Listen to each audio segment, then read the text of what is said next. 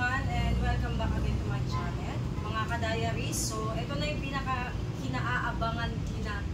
inaabangan nating Honda PCX 160 Road Sync. Ayan. So, bago ang lahat guys, shoutout muna dyan dun sa mga bumibisita dito sa branch namin and nangangamusta ng mga bagong update sa vlog ko.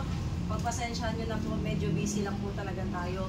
So, for now guys, check natin yung So far, di-discuss lang naman natin ngayon yung mga physical appearance na nabago dito sa ating PCX 160.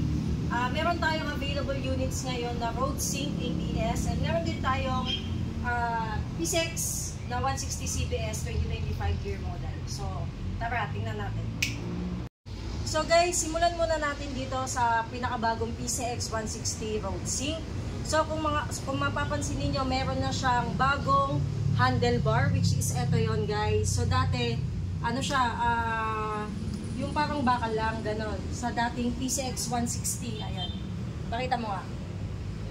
Yan. So ngayon, meron na siyang, ayan, may bearings na siya, di ba?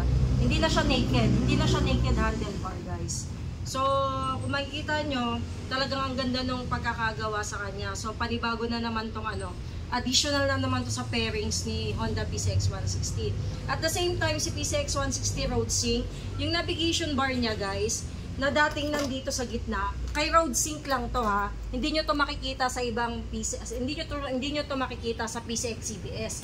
Kay Road Sync, ang navigation niya is nandito na sa gilid. Ayan. Ito multi-function button niya to, itong part na to, multi-function button. So nandito yung navigation niya. And then, meron din tayo ditong HSTC na pwede mong i-on. Meron na din siyang passing light dito. Ayan, passing light to guys. May passing light na siya. Busina niya, ito. And then, signal light. Ayan. Dito naman sa kabila, ito yung left side ng ating pong, ng PCX. So, dito naman sa right side guys. So, nandito yung idling stop niya. So, alam naman natin kung ano yung purpose ng idling stop. May hazard din. And, nandito yung push start button. Ayan, so etong panel meter natin guys, papakita ko sa inyo kung mamaya kung gaano kaganda yung bagong panel meter ng PCX 160 Road Sync. So maliban dun guys, ayan, dito tayo sa harap. Kakaiba na din yung niya, yung headlight niya, no? Meron na siyang design na pabi dito. Ayan, pa voltage pipe. So dun sa lumang PCX 160, hindi nyo siya makikita ng ganito. Ayan, pero ito yung pinakabagong design ng headlight niya. And, of course, ayan, medyo medyo Amerikano yung natin ngayon, PCX, no? Kasi matulis na yung dito niya banda. May pagkamatulis na at the same time, itong part na to, wala tong part na to sa sa old model ng PCX 160. Ayan. Pagdating naman sa seat height, kanina na-try ko na itong upuan. Seat height natin, so sa seat height natin guys, nasa 30 inches lang to, no? Compare sa dati, actually na-try ko na siya kanina kapag hindi siya naka-center stand. Mas abot ko to compare dun sa old na PCX 160. And then mas mababa din yung ground clearance niya, which is parang nasa mga 5 inches lang. Ayan. So, maliban doon, mga other specification talaga with regards kay PCX 160 Road Sync, pwede nyo bisitahin ang HondaPH.com. Doon nyo makikita yung full specification ni Honda PCX 160 2025. So, ganun pa din guys. Hindi naman nabago. Ano pa din?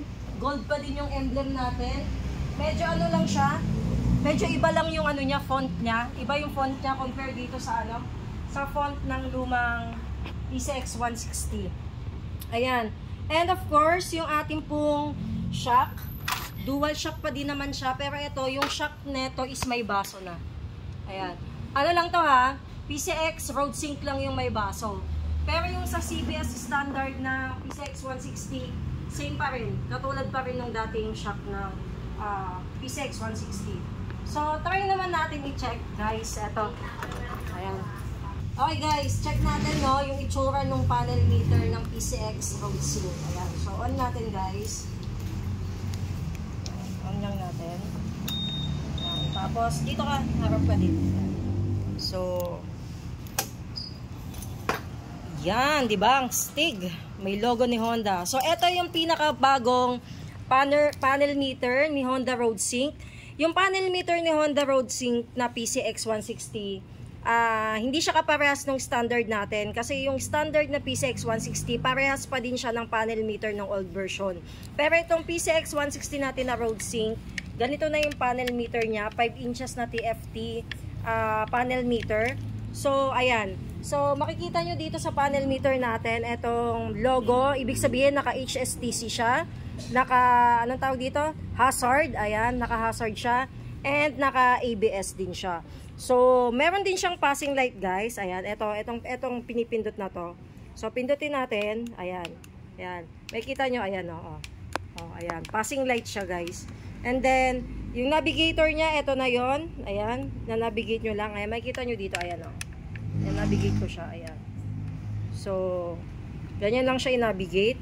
Tapos, yung busina natin, yan. Signal light. Patay muna natin hazard.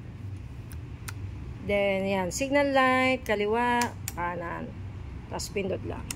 So, colored na tong panel meter ni Honda Road Sync. So, meron kaming ibang video for dito kay panel meter. Paano siya i-connect dun sa mismong cellphone natin, guys. And talagang napakaganda and napaka-high-tech naman talaga nitong ating bagong PCX 160 Road Sync. And by the way pala, guys, before anything else, yung pala natin, no? Eto, luggage natin, same pa din. Yan. Same pa din to, it's 30 liters. Tapos, sa gasolina naman niya is 8.1 liters. Ayan. So, ayan. So, ano pang hinihintay nyo, guys? For price ng PCX Road Sync, 154,100, 15,000 down payment. Ayan, 12 months, 24 months, and 36 months. Ayan. So, PCX 160 Road Sync.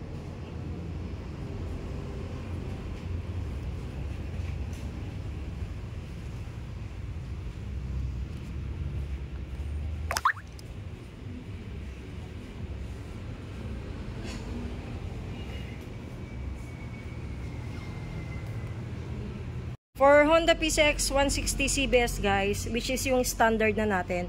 Actually, same lang sila ng mukha netong Road Sync natin. So, ang kinaibahin lang naman neto with this Road Sync is, syempre, wala siyang Bluetooth na specification. And then, at the same time, wala din siyang HSTC, wala siyang hindi siya naka-ABS, CBS pa din po siya. And yung panel meter niya, ay katulad ng panel meter ng old version ng 160. Ayan. Same pa rin yung panel meter niya. Tapos, emblem natin. Ayan, emblem, silver. Available color for PCX CBS is glossy red, silver, at saka white. Ayan, may white pa rin tayong PCX na CBS. Ayan. Ito yung PCX nating CBS. So, for price naman po ni PCX CBS, ayan, cash is 133,400, 12,000 down payment for 1 year, 2 years, and 3 years. Ayan.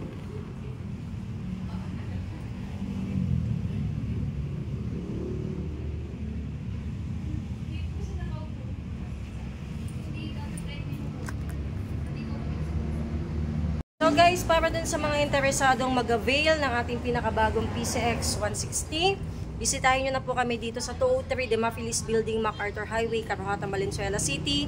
Katapat po kami ng Novo Supermart. And then meron din po kaming online application. Visit nyo lang po ang aming page, Honda Desmark Valenzuela. And again guys, thank you so much for watching. Have a good day ahead.